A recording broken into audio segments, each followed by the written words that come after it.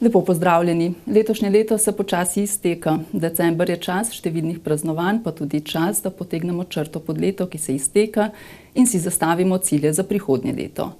Tudi danes bomo spregovorili o letošnjem letu, praznovanjih, ki so pred vrati, ter načrtih v prihodnjem letu v občini Krško. V studiu zato pozdravljam župana občine Krško, gospoda Mirana Stanka. Lepo pozdravljeni in seveda dobrodošli v studiu. Pozdravljeni. Za začetek se torej ozriva nazaj v dogodke, ki so zaznamovali leto, ki se počasi izteka. Po sprejetem rebalansu prihodki letošnjega proračuna znašajo 43,6 milijona evrov, odhodki pa 40,6 milijona. Na področju šolstva in predšolske vzgoje ste nadaljevali z obnovami oziroma novogradnjami objektov predšolske vzgoje oziroma šol. Na osnovni šoli Koprivnica ste začeli z izgradnjo prizidka in rekonstrukcijo kuhinje. Ja, resnično je veliko aktivnosti, ki so se izvajale v letu 2019. Lahko rečem, da je do rebalansa proračuna za leto 2019 prišlo predvsem zaradi tega, ker smo uspeli v pridobivanju sredstev iz naslova protokolov, in sicer z Ministrstvom za okolje in prostor je na koncu prišlo do tega, da smo v letu 2019 dobili približno 4,9 milijona evrov, ki bodo seveda, pa so prav prišla v našemu proračunu. Seveda pa je do tega prišlo tako pozno, da je bilo potrebno potem sprejeti rebalans, s katerem beležimo presežek. Kot ste že rekli, je to približno 3,2 milijona evrov, še mogoče nekaj več. To bo šlo seveda v naslednje leto in bomo ta sredstva uporabljali v projektih v naslednjem letu. Sicer pa so v letošnjem letu dejansko aktivni številni projekti na različnih področjih, se pravi od šol, predšolske vzgoje, potem infrastrukture in tako dalje, kot ste že naštela. Torej na področju šolstva oziroma predšolske vzgoje nadaljujete z aktivnostmi na osnovni šoli Koprivnica? Ja, torej lahko rečem, da v letošnjem letu na področju šol je največ aktivnosti izvedenih na osnovni šoli Koprivnica, torej takih aktivnosti, ki so na zunaj vidne in se dejansko bodo na koncu poznale tudi skozi objekt, ki bo izveden. V osnovni šoli Koprivnica izvajamo dela že v tretji fazi, lahko rečem. Prva faza je bila energetska sanacija telovadnice in ureditev enega dela šole.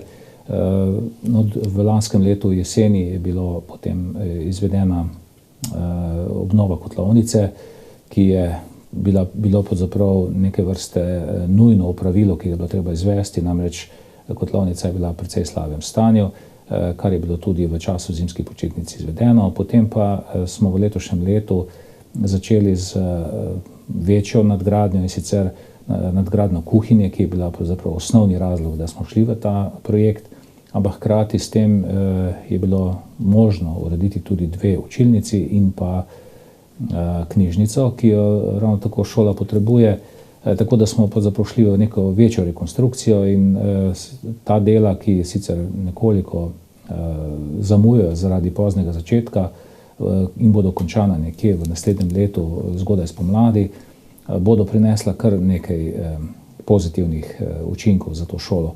Tako da predvsem ureditev kuhinje, ki je pravzaprav na nek način bila tudi zahteva inšpekcije, gre za zelo staro kuhinjo, ki je v slabem stanju. Sedaj bo to vse obnovljeno. Skupna investicija bo znašala približno 1,2 milijona evrov v večjih delih, tako da pravzaprav nekoliko tudi nepričakovano se vse skupaj povečevalo in podražilo, predvsem zaradi povečevanja obsega del. In kdaj naj bi bil ta projekt dokončan predvidoma? Kot sem rekel, nekje v začetku naslednjega leta oziroma v prvih mesecih, tam nekje do februarja naslednjega leta. No, na Zdolah ste nadaljevali izgradnjo večnamenskega doma, v katerem bodo tudi prostori vrtca. Ja, ta objekt je tudi dolgoletna želja krajevne skupnosti Zdole, ki se je dolga leta tudi odrekala porabi sredstev, ki jih oni sicer prijemajo za svoje delo, tako da so ta denar pravzaprav ves čas dajali na stran, ko rečemo po domače, in seveda potem tudi s pomočjo drugih soinvestitorjev, teh je pa več, in sicer, če bi rekel, seveda večji in pomembnejši je občina Krško, potem je tukaj okrog 500 tisoč evrov denarja iz strani povratnih sredstev, oziroma nepovratnih sredstev strani države, to je ta 23. člen. in pa vključena je tudi župnija Videm, ki bo imela prostor za svojo dejavnost na tem delu. Namreč ta objekt se gradi na področju oziroma na mestu bivšega prostora, ki ga je uporabljala župnija. No in po vseh silnih pripetijah, ki smo jih imeli s tem objektom, je na koncu koncev le prišlo do tega, da je objekt praktično zgrajen. V tem trenutku se izvaja zaključna dela, tako da naj bi tukaj dobili potem 2 oddelka vrtca Krško, potem nek prostor, se pravi kot neko kulturno dvorano, ali se pravi nek prostor za delovanje krajevne skupnosti, prostor bo imela tudi župnija, tako da na podstrešju oziroma mansardnem delu pa naj bilo tudi stanovanja. Tako da bo to dejansko en tak objekt, ki bo v korist mnogim uporabnikom. Celotna investicija bo znašala nekje okrog 1 milijon evrov. Tudi letos ste nadaljevali z aktivnostmi v zvezi z umestitvijo novega objekta osnovne šole dr. Mihaela Rostoharja Krško v staro mestno jedro Krškega. Ja, res je. V letošnjem letu je bilo narejenih kar nekaj aktivnosti, namreč pogosto je tako, da izgleda, da se nič ne dogaja, pa se kljub temu zelo veliko dogaja v ozadju in predvsem z urejanjem dokumentacije, z raznimi študijami, izvedljivosti in podobne zadeve. In tudi tukaj je potekala izdelava idejne zasnove tega objekta. Sama odločitev o tem, da se v staro mestno jedro umesti osnovna šola, je bila že sprejeta. No, seveda je pa potrebno tukaj še veliko aktivnosti, preden bo ta objekt dejansko se začel delati in da bo dejansko tudi ugledal luč sveta. Namreč gre za precej obsežen objekt v površini nekje tam okrog 5000 kvadratnih metrov, vključno z vsemi podzemnimi garažami in pa parkirnimi mesti. Tako da sam prostor, kjer naj bi se izvajale aktivnosti oziroma delovanja same osnovne šole, naj bi bil okrog 3500 kvadratnih metrov. Tako da gre za precej velik objekt v večjih nadstropjih. Kljub temu pa objekt ne bo posegal bistveno v podobo starega mestnega jedra. Lokacija objekta, za tiste, ki še to pač ne vedo, je na mestu, se pravi, kjer so zdaj delavnice od bivšega srednješolskega centra oziroma takoj za fakulteto za energetiko in pa za Mencingerjevo hišo. Tako da objekt bo pa pravzaprav v celoti, ponudil bo celotno funkcionalnost, ki jo sicer taka šola potrebuje. Namreč gre za šolo za otroke s posebnimi potrebami in zaradi tega je pač tudi mogoče standard same šole nekoliko višji. Edino, kar moram reči pri tem, je, da me je presenetila pravzaprav prva ocena stroškov, koliko naj bi tak objekt stal. Gre za znesek, ki je več kot 8 milijonov evrov, kar bo velik zalogaj in težek zalogaj tudi za našo občino. V tem smislu smo začeli tudi pogovore z brežiško občino, odkoder prihaja en del otrok. Gre pa v bistvu za objekte regijskega pomena, se pravi ne samo za občino Krško, ampak so tukaj šolari oziroma otroci prihajajo iz različnih občin, iz Posavja in zato bi bilo prav, da se tukaj zraven vključi tudi država s svojim sofinanciranjem. V tem smislu smo se tudi že pogovarjali na Ministrstvu za šolstvo, kjer pa trenutno ni bilo kakega hudega posluha, namreč za celotno Slovenijo je predvidenih nekih borih 5 milijonov evrov za gradnjo šol, kar je seveda premalo tudi samo za to šolo, kaj šele za več šol v Sloveniji. Na področju kulture ste začeli s prvimi deli za gradnjo prizidka k Valvazorjevi knjižnici Krško in rekonstrukcijo obstoječega objekta. Tudi ta objekt je eden od tistih, ki, bi rekel, se nekako valjajo po proračunih že kar dolga leta. Se pravi, ideja in želja Krčanov je, da bi, pravzaprav vseh prebivalcev občine je, da bi ta objekt nekako nastal. Tukaj bil je prvotno na drugi lokaciji, sicer nedaleč od tega mesta, imel pa je nekaj slabosti, predvsem to, da ob tem zapuščamo nekako v problemih samostan. No, vendar je, moram reči, z nekaj uspešnimi koraki prišel do tega, da smo danes torej s projektom, da smo danes pravzaprav že v arheoloških raziskavah, ki se počasi zaključujejo. V tem trenutku iščemo izvajalca, se pravi, vodimo postopke za izbiro izvajalca. Tudi ta projekt ni ravno poceni, nekako se predvideva, da naj bi veljal okrog 7,3 milijona evrov. Koliko bo dejansko znesek po racionalizacijah in po vsem, kar se da pač tukaj narediti, bomo videli, ne, ampak jaz upam, da bo kakšen evro manj, kot je sedaj napoved. Res pa je, da smo tudi v času konjunkture v gradbeništvu, kjer je relativno malo ponudnikov, cene so pa višje. Ampak ne glede na to, prišli smo tako daleč s tem objektom, da je pravzaprav že nekje, kot reče temu, pri spodobi, da se že vidi luč na koncu predora. To pomeni, objekt gre v izvedbo v naslednjem letu, zanj so predvidena tudi sredstva in naj bi potem se v naslednjih 2 letih, se pravi v letu 2021, tudi počasi zaključil, da bi prišli po dolgih letih končno do tega objekta. V letošnjem letu ste prav tako zaključili oziroma ste zaključili z obnovo Hočevarjevega mavzoleja. Ja, ta Hočevarjev mavzolej, torej gre za spomenik, ki je nekoliko širšega pomena. Nekako je, rekel, skromno čakal dolga leta za obnovo, lotili so se ga tudi vandali in moram reči, da sedaj po obnovi izgleda povsem drugače, lepo je obnovljen, tudi osvetljen in seveda nam je lahko v ponos. Namreč mogoče malo Krčani pozabljamo, da je Hočevarjev mavzolej nekaj pomeni, da gre pravzaprav za spomenik družini, ki je veliko dala temu mestu. Tudi kar nekaj objektov je takih, ki so ostali kot, rekel, plod njihovega dela, donatorstva in skrbi za to okolje, da ne govorim o vseh drugih zadevah, ki so pravzaprav se zapisale v zgodovino mesta Krško. Skratka, jaz mislim, da si ta objekt je zaslužil tako lepo obnovo, kot je bila sicer izvedena. Skratka, v letošnjem letu smo zaključili to obnovo in objekt se zopet sedaj trenutno v modri barvi lepo krasi ta stari del mesta, predvsem park. No, na področju prometne infrastrukture v letošnjem letu namenjate 8,6 milijona evrov. Letošnje leto je bilo predvsem v znamenju dokončanja krške obvoznice. Ja, res je. Znesek 8,6 milijona evrov za našo občino niti ni tako majhen. Gre za sredstva, ki, če bi jih usmerili disperzirano v različne cestne odseke. Prav je, da še enkrat povem, da imamo mi 800 km cest, kar smo po kilometraži nekje na drugem mestu v Sloveniji. Mogoče je, rekel, kakšna občina zelo blizu, ampak to je veliko breme za naš proračun, za občino in predvsem gre za to, da je stanje cest relativno slabo. Vendar večji projekti, kot je zgradnja obvoznice, ki je tudi nujna, so pač tisti, ki poberejo največ denarja za obnovo cest. No, če že govorimo o obvoznici, lahko rečem, da gre po moji oceni za projekt desetletja, če ne večjega obdobja, se pravi 20 ali 30 let. Ta obvoznica bo povsem spremenila prometne tokove. Sedanja obremenitev ceste Krških žrtev, ki je bila pravzaprav državna cesta na relaciji Drnovo-Celje, se bo spremenila, ne bo več to državna cesta, ampak bo občinska cesta. Promet pa naj bi se v celoti preusmeril na novo obvoznico.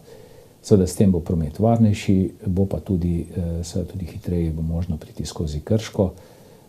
Samo mesto pa ne bo več obremenjeno z približno 10.000 vozili na dan, ki prečkajo Krško. Investicija v obvoznico je znašala približno 14,5 milijonov evrov.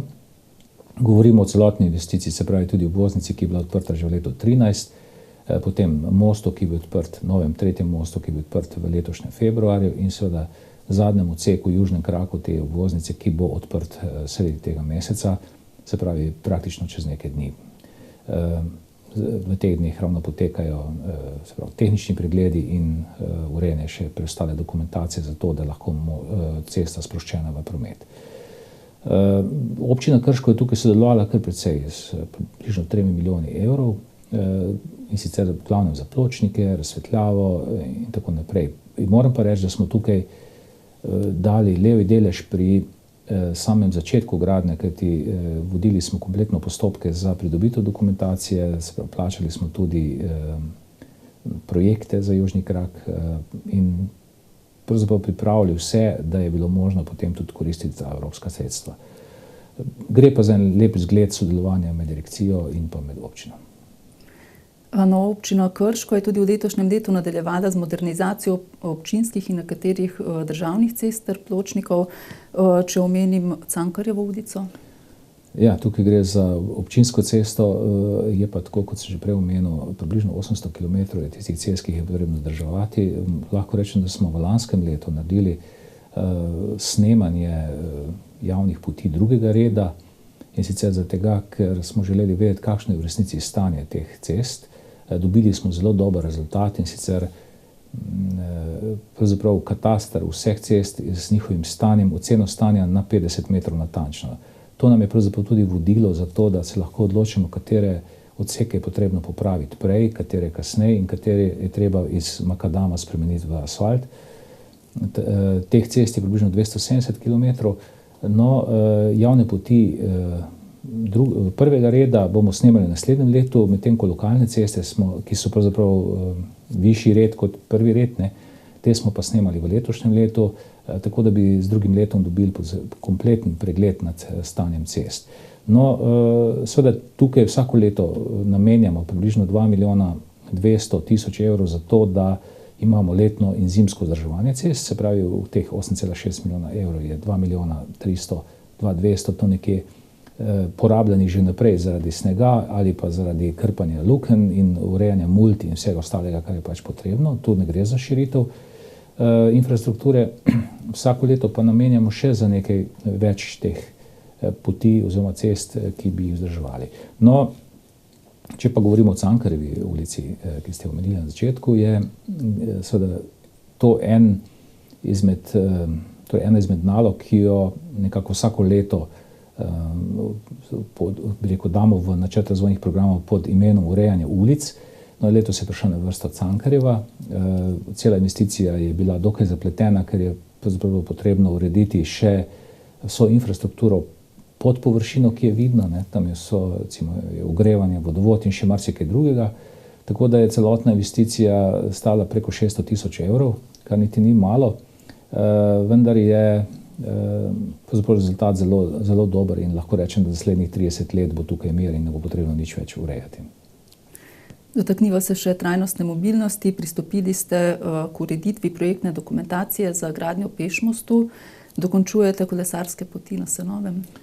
Ideja za izgradnjo pešmostu je že relativno stara. Gre za nek predlog, ki ga je podalo nekaj svetnikov, če mogoče izpostavim pokojnega gospoda Habinca.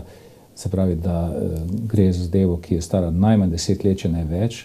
Nekako tudi sam osebno vidim Krško kot mesto mostov, namreč Krško je pravzaprav mesto 3 centrov, če tako rečem, se pravi staro mesto, potem je Videm, je potem Grič in če temu pridružim še Leskovec, ki je pravzaprav nekako že somestje, deli ga pa Sava. In sedaj trenutno imamo 3 mostove.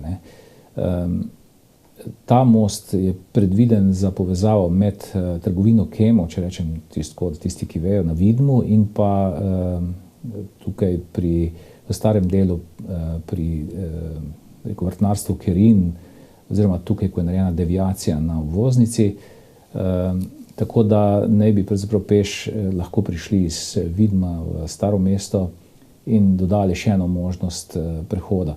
Zdaj, v letošnjem letu je potekal razpis za izvajalca projektiranja, v naslednjem letu naj bi potekalo samo projektiranje, potem bomo pa videli, koliko sredstev je potrebnih, da zgradimo takšen peš most.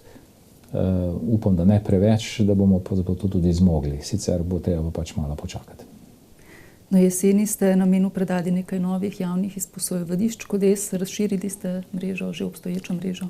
Občina Krško je zavezana neki trajnostni mobilnosti, imamo narejeno tudi strategijo trajnostne mobilnosti. Želimo postati neko sodobno mesto, kjer bo na voljo tudi opcija za, se pravi, da imamo možnost izposoja koles, kar je zdaj že trend posod po Sloveniji. No, mi smo se vključili med prvimi mesti, ki niso ravno Ljubljana ali kakšna taka večja mesta. Mrežo, ki jo gradimo, sega v glavnem v Krškem. Eno izposojevališče pa je še pri gostišču Pečnik, se pravi pri odcepu za Brestanico. Tako da mrežo že nekoliko širimo. Trenutno je na voljo 8 izposojevališč.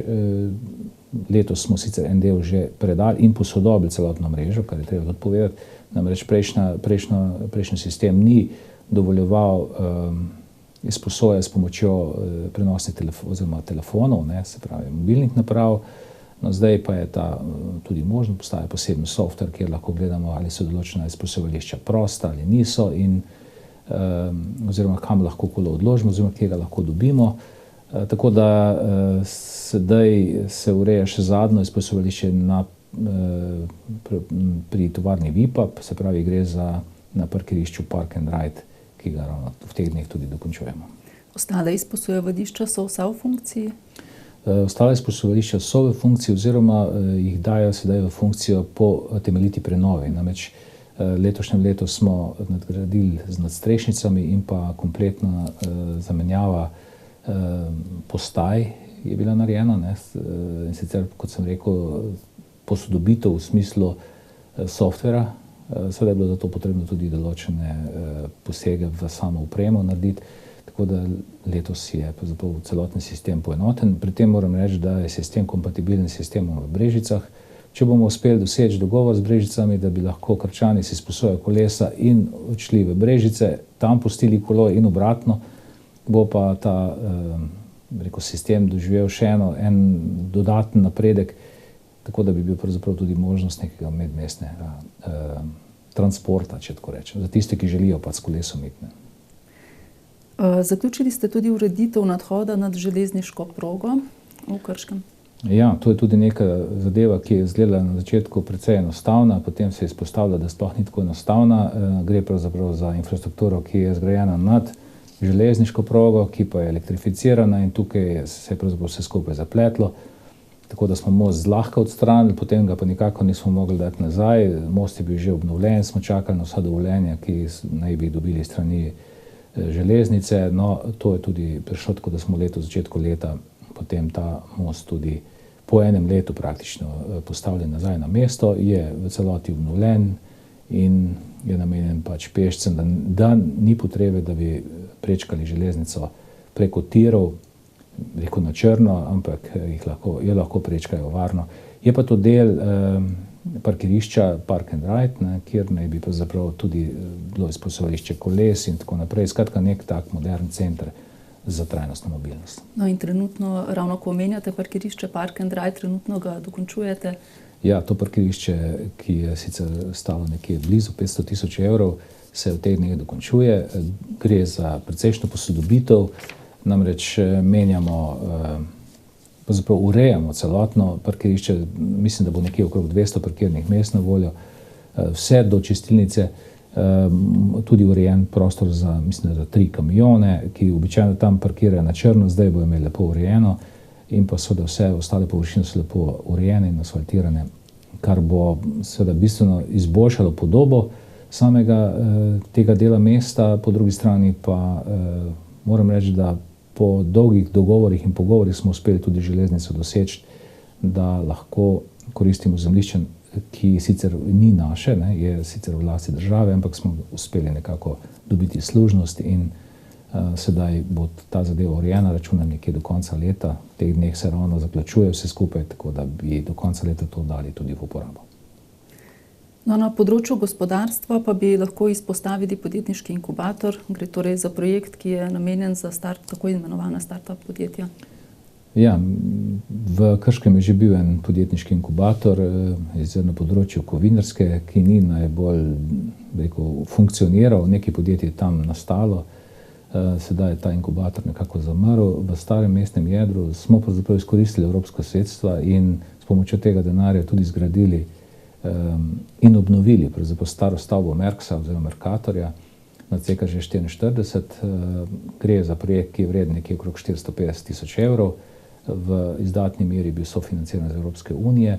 Namen pa je, da ta objekt služi začetnim podjetjem oziroma tistim podjetnikom, ki želijo začeti in imajo težave s prostori, iščejo prostore nekako in jim pomagamo na ta način, da to začetno krizo, ki jo imajo, recimo neke probleme, ki jih imajo, da jim pomagamo jih na ta način rešiti. Želje oziroma zahteve po prostorih so v Krškem strani podjetnikov kar velike in vse prostore, ki jih ima občina, vedno oddajamo, tako da ni prostih prostorov. S tem bomo dobili spet nekaj novih prostorov, ki jih bodo lahko koristili podjetniki, začetniki.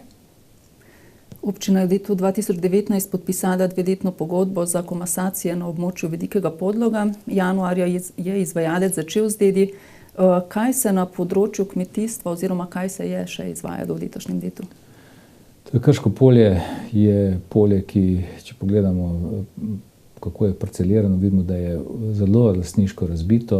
Veliko je dolgih, tankih parcel, če tako rečem. Če pogledaš z letala, vidiš, da je pravzaprav v celoti razrezano in prepredeno s parcelami in seveda to je velik problem za resno izvajanje kmetijstva. Počasi se področje kmetijstva konsolidira, postavlja nekaj večjih proizvajalcev, ki potrebuje večje površine in ta razbitost je seveda velik problem. Zato je občina že vrsto let v projektu komasacije in pravzaprav se selimo iz področja na področje po uspešno izvršenih komasacijah, tako da so te komasacije tudi naloga za naprej, pa tudi v tekočem obdobju. Se pravi, namen je predvsem tem, da postanejo kmetijske površine združene in bolj uporabne. Tako da je možno uporabiti potem neko resnejšo mehanizacijo in tudi izpleni iz tega so boljši. S tem z roko v roki gre tudi namakalni sistem, ki smo ga sicer zgradili na Krškem polju strani Krke, od Krke Mraševa proti Krškem oziroma proti avtocesti, skupaj 250 hektarov površin. Kmetje se počasi vključujejo v ta sistem, vendar pa tisti, ki so bili prvi, že precej dobro žanje rezultate, namreč iz nezanimivih poljščin se selijo na zelenjavo, ki je dosti bolj donosna in seveda pomeni povsem neko drugo podobo kmetijstva. In to je pravzaprav naš cilj, da Krško polje postane neke vrste to, kar se imenuje polje, se pravi, da koristi kmetijstvu. V tem smislu lahko rečem, da smo tudi v dogovorih z Ministrstvom za kmetijstvo za izgradnjo črpališč, torej 2 črpališč. Eno je sicer v občini Brežice, eno je v Krškem.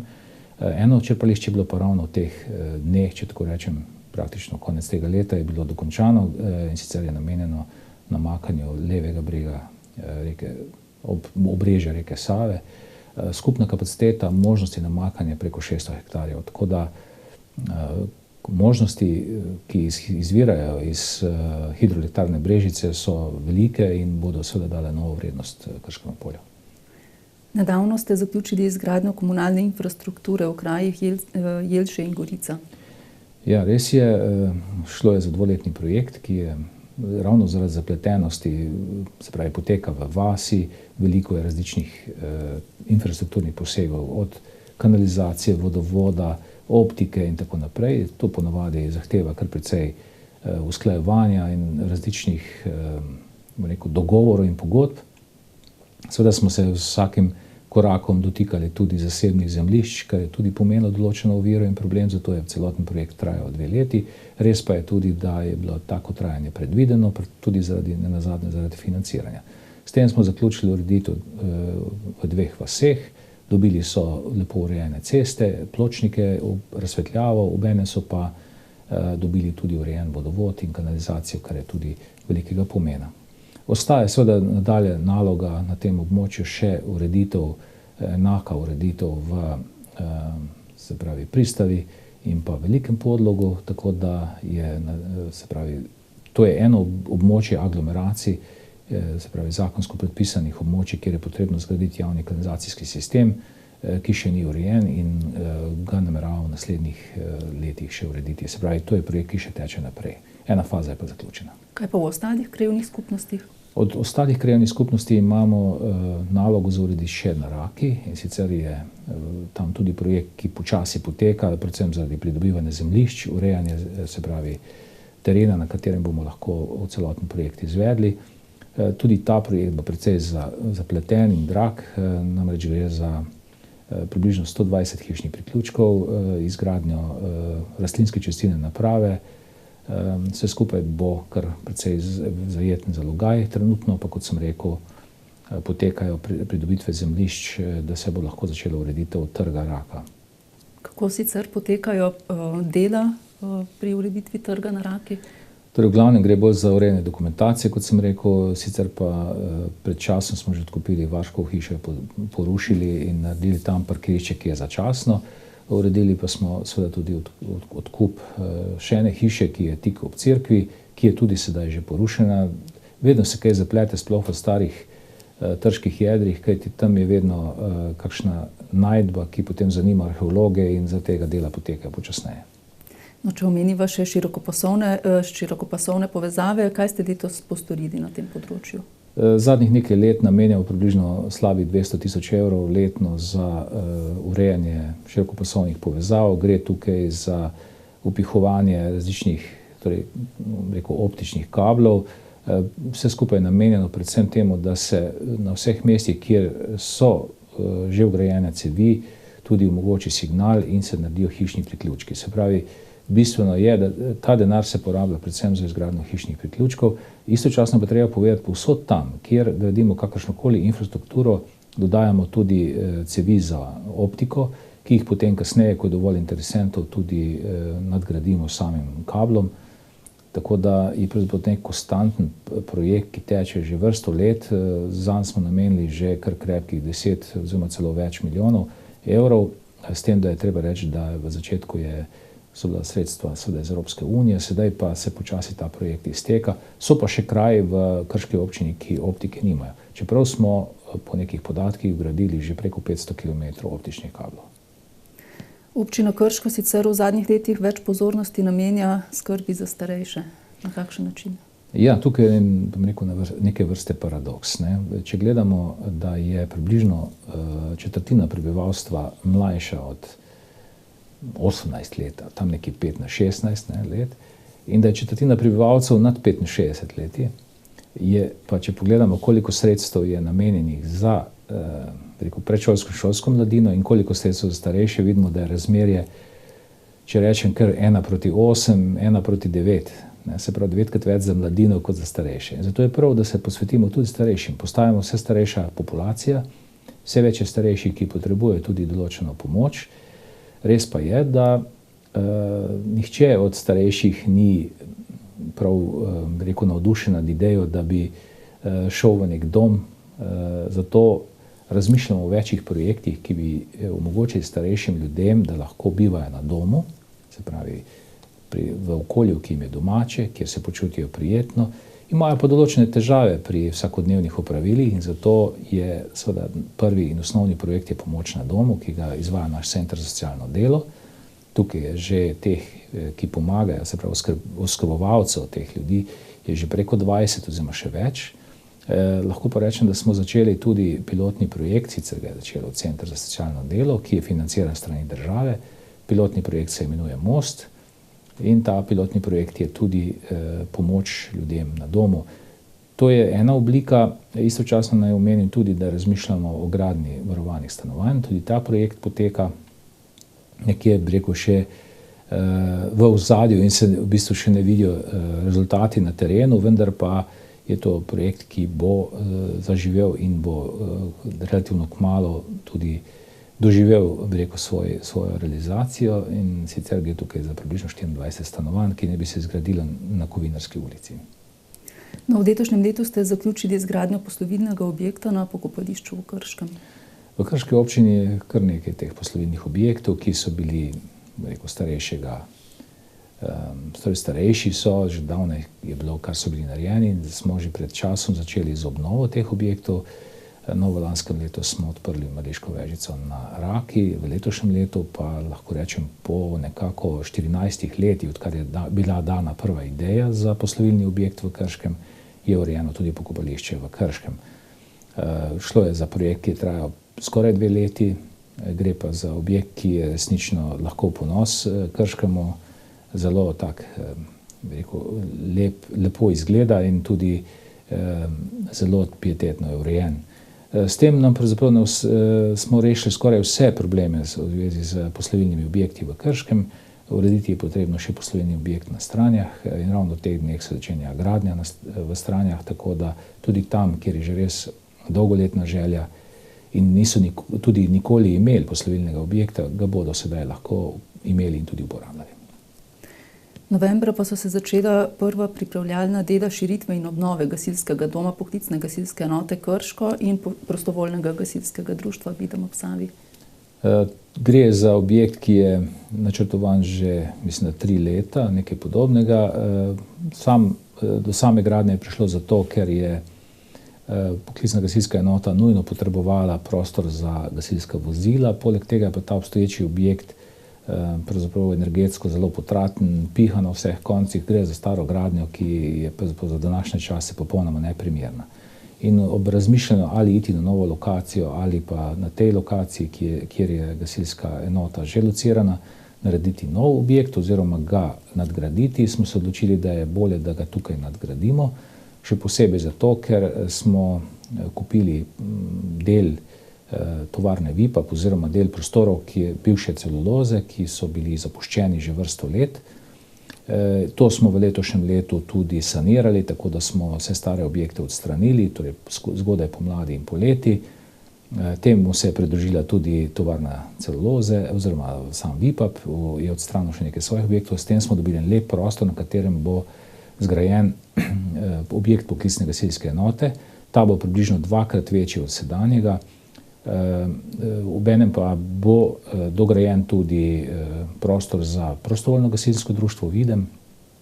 S tem bomo dobili en tak lep center, tudi estetsko bo zelo dopadljiv, center za delovanje poklicne gasilske enote. Istočasno pa je dana tudi možnost za izgradnjo vadbenega centra za prostovoljne gasilce. Vkolikor bo gasilska zveza dala ustrezna sredstva, zato, namreč oni ne bi bili tudi investitor, bomo dali mi prostor, se pravi prostor, ki smo ga dobili z odstranitvijo belilnice, in bo tu potem tak vadbeni center za gasilstvo, ki bo lahko tukaj funkcioniral kar nekaj časa. Kako pa je bilo letos s črpanjem evropskih sredstev? Ja, lahko rečem, da glede na dane možnosti smo lahko zadovoljni, vendar pa je to daleč od tega, kar smo črpali v preteklem obdobju, se pravi v obdobju pretekle perspektive, ki se je nekako zaključilo s koncem leta 2015. Začetkom nove perspektive seveda denar namenjen v glavnem za tako imenovane mehke vsebine, se pravi gre bolj za, če bi rekel računalniškem žargonu, software, kjer se pravi gre za razne izobraževanja, zdravljenje, torej možnosti za zdravljenje in podobne zadeve, tudi preko projektov, kot je bil na primer Most in podobno, to so vse projekti, ki so financirani na tak način. Medtem ko trdih vsebin, če tako rečem, se pravi izgradb, razne infrastrukture in tako naprej, tega je pa bistveno manj.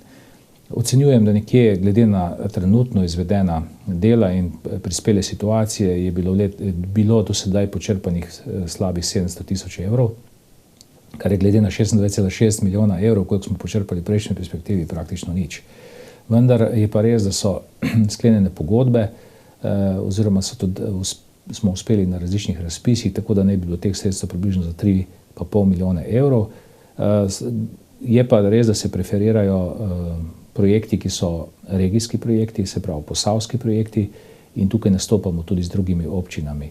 Ena izmed stvari, ki bi jih omenil in nisem omenil še prej pri skrbi za starejše, je odkup zgornjega dela Podmornice, tam je bila Modijana in je tudi namenjena za dnevni center za ljudi z rahlo demenco.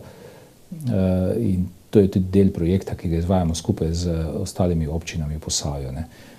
Skratka, teh sredstev je sicer na razpolago, še zmeraj 3,5 milijarde, vendar je pa res, da gre koriščenje zelo počasi in mislim, da saj pričakujem, da se bo tudi usmeritev za koriščenje nekoliko spremenila in da ne bodo samo mehki projekti, ampak bomo lahko tudi zgradili kaj, kar pravzaprav še vedno potrebujemo od infrastrukture in tako naprej, kar je potrebno še zgraditi. V nadaljevanju se dotakniva še načrtov občine za prihodnje leto. Po sprejetih osnutkih proračuna za naslednji 2 leti je za leto 2020 v načrtu za 17 milijonov evrov naložb, odhodkov je sicer za 41 milijonov. Katere projekte bi izpostavili? Ja, v bistvu gre za nadaljevanje teh projektov, ki so že začeti. Kot sem že rekel, je največji projekt vsekakor gradnja knjižnice, potem je tukaj gradnja vrtca na Senovem. To sta recimo 2 taka večja projekta, tako da preostal denar, ki naj bi bil uporabljen za investicije, je pa potem razporejen v zelo različne projekte. To so recimo od obnov cest, potem se pravi, še zmeraj na cestah zelo veliko denarja porabimo, oziroma ga nameravamo porabiti. Potem so objekti javne infrastrukture, torej govorimo o šolskih objektih, Skratka, jih tega kar veliko. No, dva večja sem sicer izpostavil, no, ki sta dejansko tista, ki bosta nekako zahtevala največ energije. No, novost leta 2020 pa so tudi projekti v okviru participativnega proračuna. Ja, res je, mi smo se v lanskem letu odločili, da gremo s participativnim proračunom naprej, se pravi v samo realizacijo. Ta realizacija ponovadi zahteva nekoliko več časa, ni tako enostavno, namreč potrebno je izvesti neke vrste evidentiranje projektov, ki bi jih ljudje želeli, potem glasovanje v teh projektih, na koncu odločitev, kateri projekti gredo v izvedbo. Moram reči, da je bil odziv občanov zelo dober. Dobili smo skoraj 50 različnih predlogov za projekte, kaj naj bi bilo tisto, kar bi ljudje potrebovali. Zelo zanimivo mimogrede je, da kar nekaj je bilo predlogov za fitness naprave, ne. Tako da bo to gradnja fitness naprav bo ena glavnih nalog v letu 2020. Skratka, v letošnjem letu je bilo sredi poletja izvedeno potem glasovanje, izbor projektov.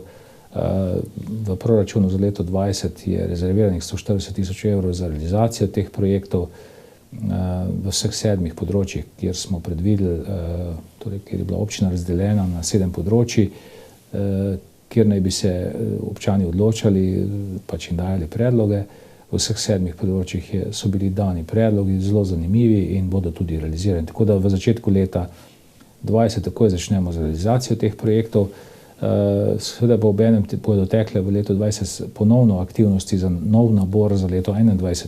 Namreč zamik je vedno za pol leta približno, ne, dokler se ves proces izvede in potem, ko je izveden, zagotovimo sredstva in nadaljujemo potem z izvedbo.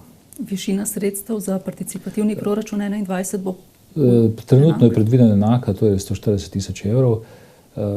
Potem, skratka, bomo videli, ker to je še zmeraj smatran kot neke vrste pilotski projekt, se pravi projekt, kjer bomo videli pravzaprav kakšen je učinek, kakšni so odzivi in glede na to, kakšne so potrebe, če bo denarja premalo, bomo seveda dodatna sredstva predvideli tudi za to v nadaljnjih proračunih. No, vstopili smo v december, ki tudi v Krškem obeta pestro praznično dogajanje. Kaj ste pripravili? Moram reči, da sama občina, če rečem občinska uprava, je pripravila nekaj dogodkov. Predvsem je tukaj osrednji dogodek 14. decembra, kjer je pravzaprav, bomo rekel, prednovoletno srečanje oziroma, kako bi rekli temu, dogodek v starem mestnem jedru, ki je že praktično v navadi.